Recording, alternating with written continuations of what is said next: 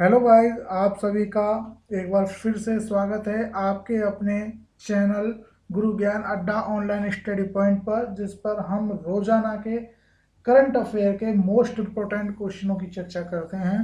तो आज देख लेते हैं कि कौन कौन से मोस्ट इम्पोर्टेंट क्वेश्चन बनते हैं आज के। तो पहला क्वेश्चन है, हाल ही में किस राज्य की पुलिस को राष्ट्रपति द्वारा प्रेसिडेंट कलर अवार्ड 2021 से सम्मानित किया गया है? तो आपको बता देते हैं, हिमाचल पुलिस को हाल ही में जो राष्ट्रपति द्वारा प्रेसिडेंट कलर अवार्ड 2021 दिया जाता है, उसमें 2021 का जो अवार्ड है वो इसे मिला है।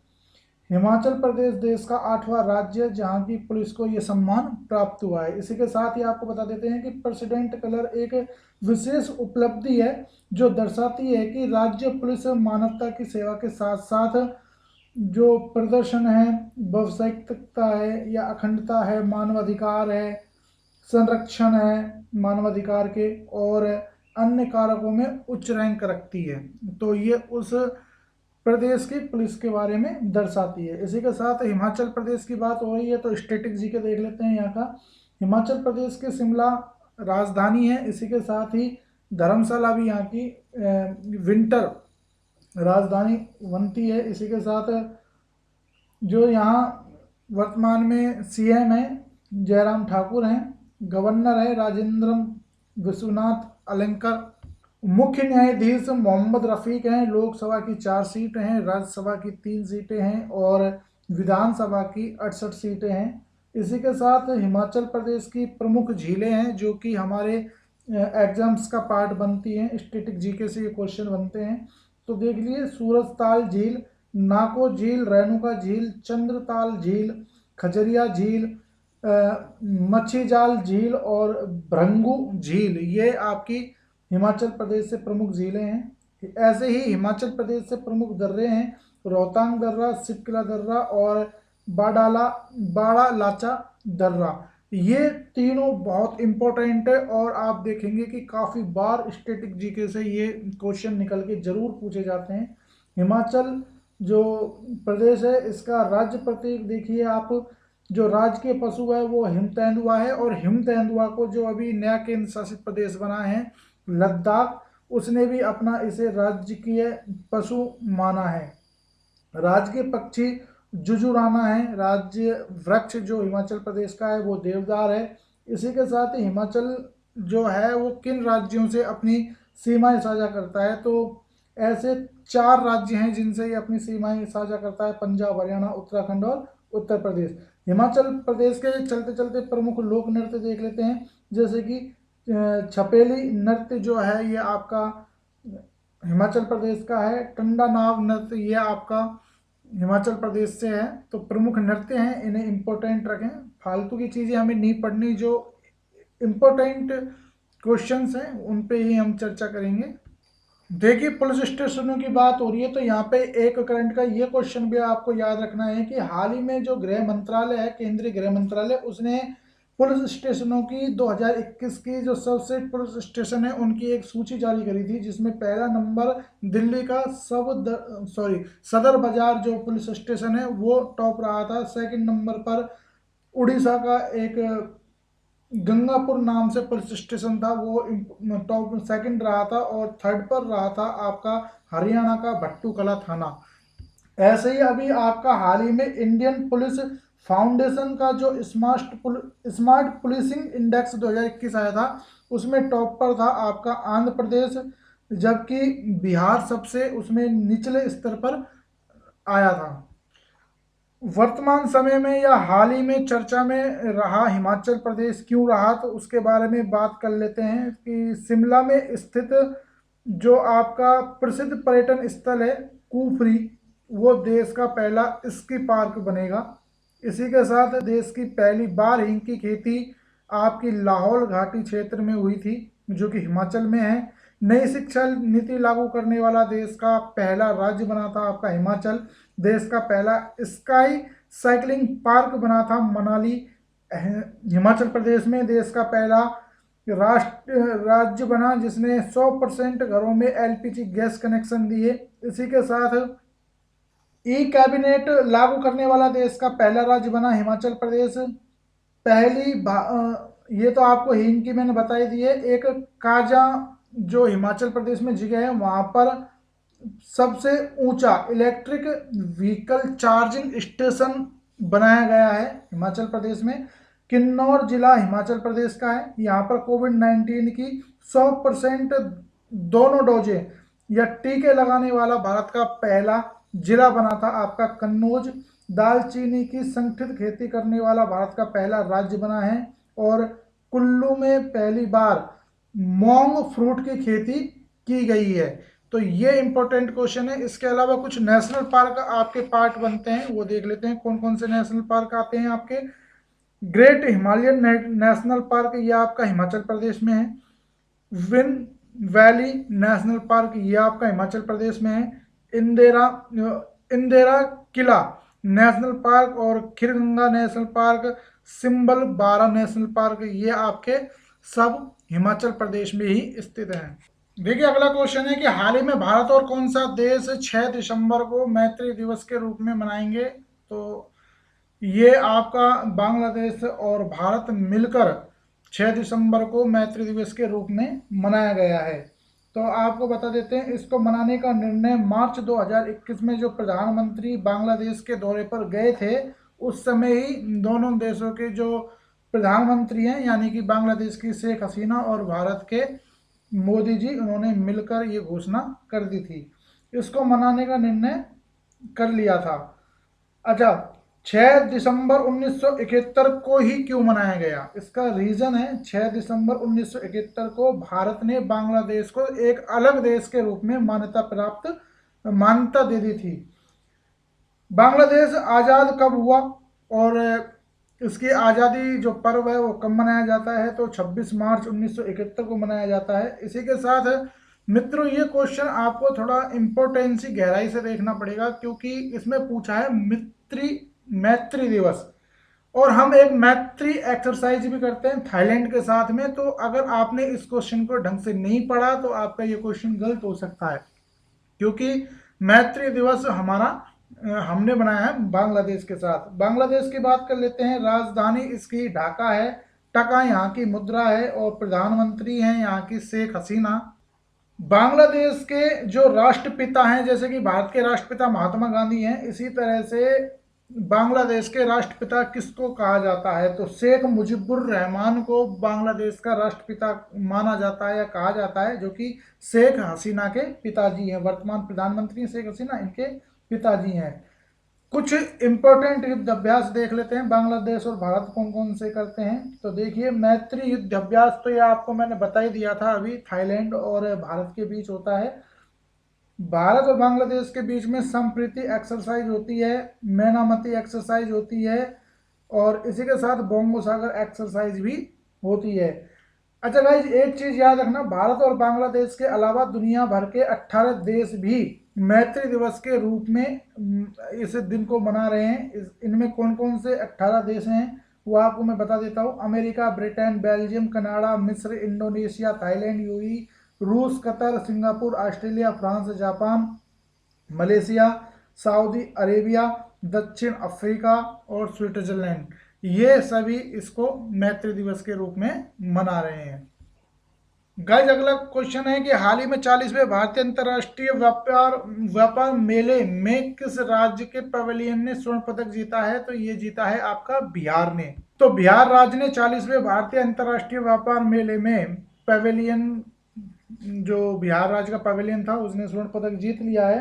तो भारत अंतर्राष्ट्रीय व्यापार मेले के समापन अवसर पर केंद्रीय अल्पसंख्यक कार्य मंत्री, जिनका नाम क्या है, मुख्तार अब्बास नकवी, ने मेले में बेहतर प्रदर्शन के जो लोग प्रदर्शन कर रहे लोग थे, उनको आकर्षित करने वाले पवेलियन व कलाकारों को 6 श्रेणियों में सम्मानित किया है।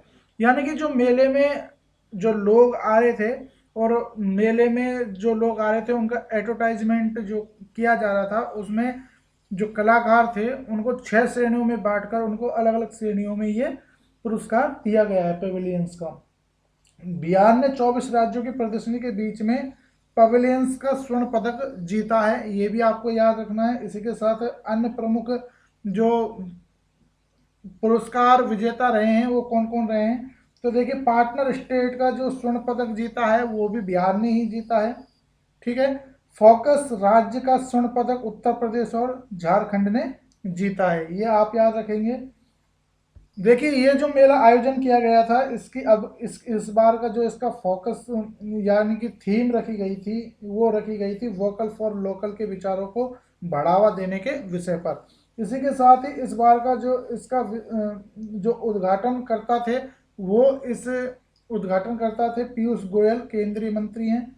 दिल्ली के प्रगति मैदान में इसका उद्घाटन किया गया और भारत व्यापार संवर्धन संगठन द्वारा ये आयोजित किया गया। बिहार की बात आई है तो बिहार की बात कर लेते हैं फटाफट से। राजधानी पटना है, गंगा नदी के किनारे पर है, सीएम नीतीश कुमार हैं।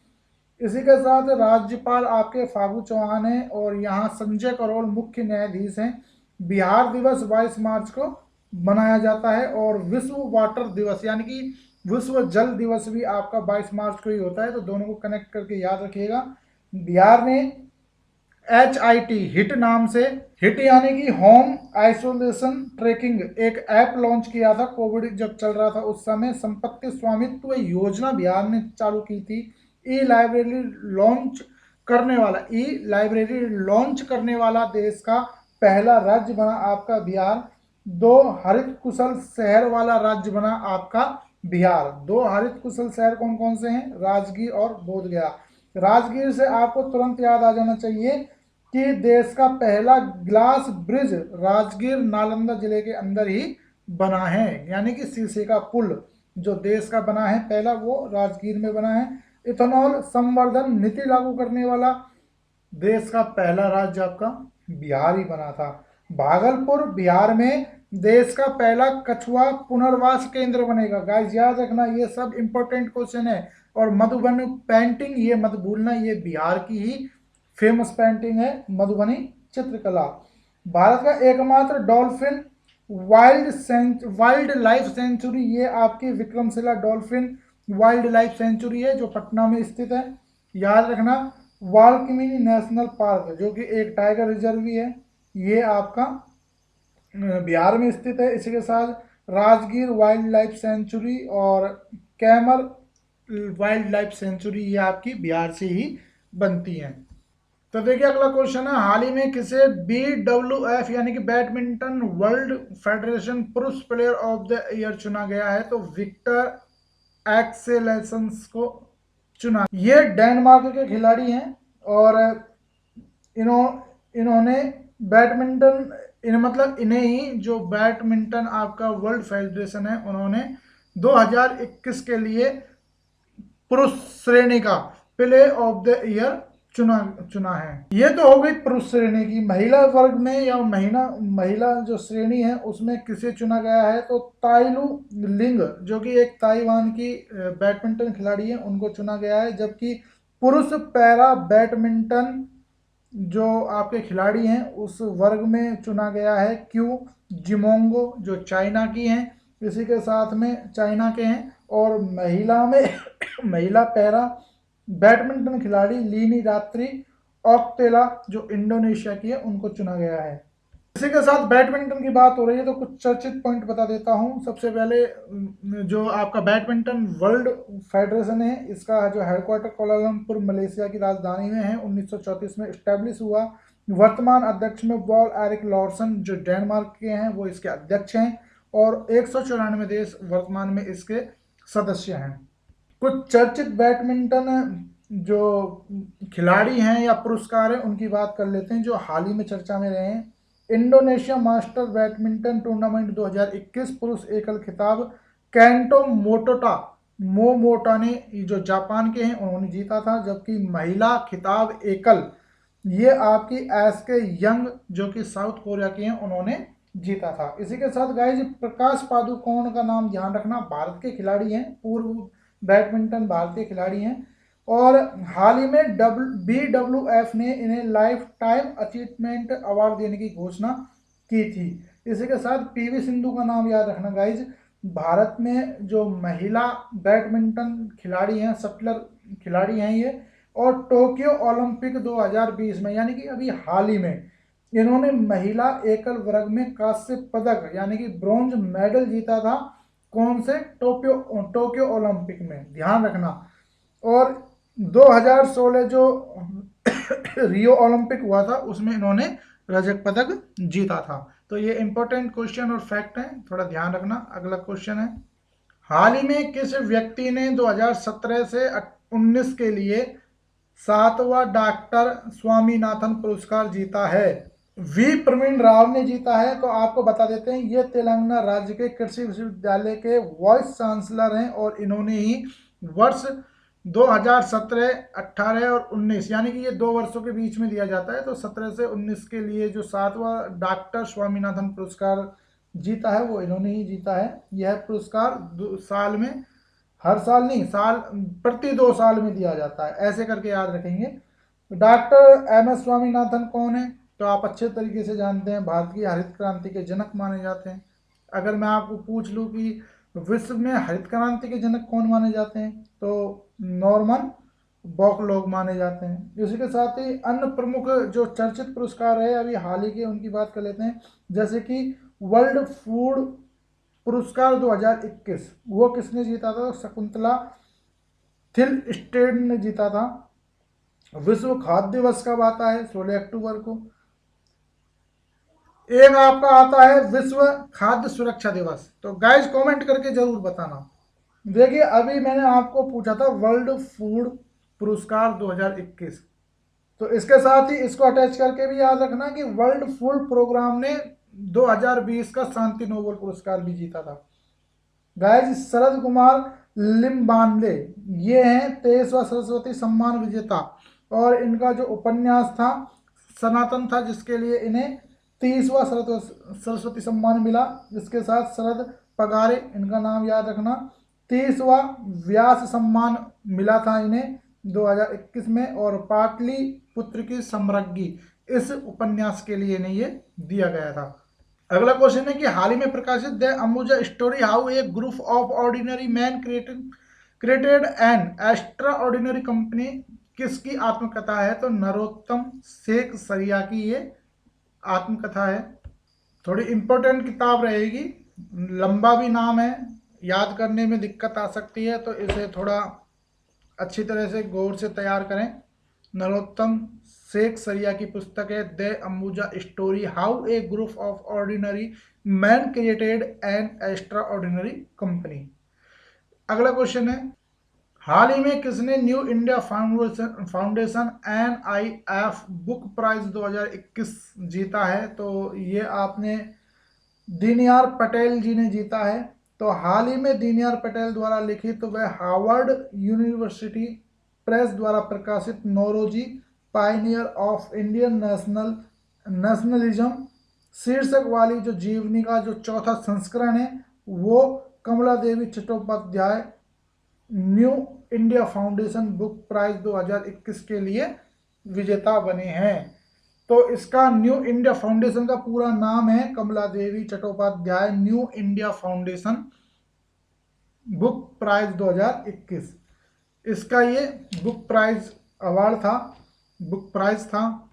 कौन थी ये कमला देवी चट्टोपाध्याय? तो आपको बता देते हैं कि स्वतंत्रता जो संग्राम थी उसमें महिला आंदोलनकारी थी और अन्य सामाजिक क्षेत्रों में इन्होंने अपना स्वतंत्रता संग्राम के साथ साथ अपना योगदान दिया था, जिनके कारण ये काफ़ी फेमस हुई रही हैं। अनचर्चित पुस्तकों की बात कर लेते हैं।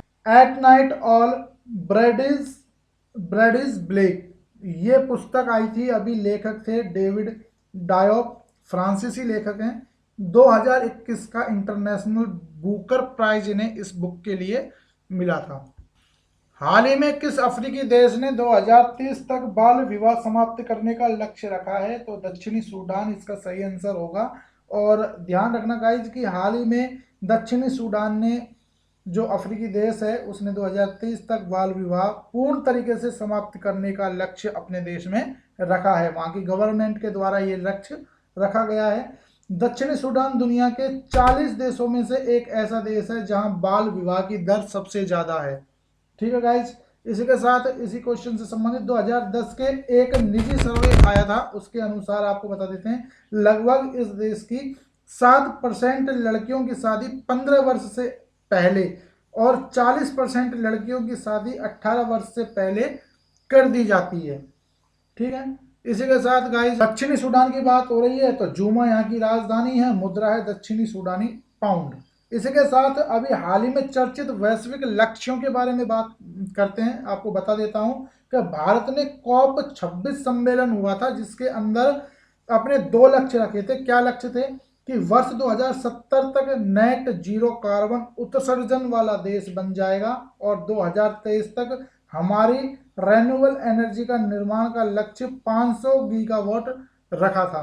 इसी के साथ नागालैंड, याद रखना नागालैंड ने 100% साक्षरता का लक्ष्य रखा है 2030 तक। इसी के साथ भारत ने 2030 तक मलेरिया समाप्त करने का लक्ष्य रखा है। इसी के साथ 2025 तक टीबी को समाप्त करने का लक्ष्य रखा है। टीबी और मलेरिया एक रोग है, डिसीज है, ह्यूमन डिजीज। इसी के साथ भारतीय रेलवे ने 2030 तक पूर्ण रूप से ग्रीन एनर्जी पर निर्भर होकर चलने का लक्ष्य रखा है। इसी के साथ 2023 तक पूरी तरह से इलेक्ट्रिफाइड हो जाएगा भारतीय रेलवे। IGI इंटरनेशनल एयरपोर्ट यानी कि इंदिरा गांधी इंटरनेशनल एयरपोर्ट दिल्ली 2030 तक शुद्ध शून्य कार्बन उत्सर्जन वाला हवाई अड्डा बन जाएगा आपका ये। भारत 2030 तक UN के 17 विकास लक्ष्यों को और 169 यानी कि 169 जो उद्देश्य हैं उसके उनको पूर्ण करने का लक्ष्य रखा है। चीन वर्ष 2060 तक स्वयं को कार्बन न्यूट्रल यानी कि कार्बन से तटस्थ कर लेगा, इसको कार्बन न्यूट्रल बनने का लक्ष्य रखा है। जापान की एरोस्पेस एजेंसी है जिसका नाम है JAXA, इसने वर्ष 2029 तक मंगल ग्रह से नमूने लाने का लक्ष्य रखा है। दक्षिणी सूडान UN की सदस्यता ग्रहण करने वाला 193वां राष्ट्र बना था, याद रखना।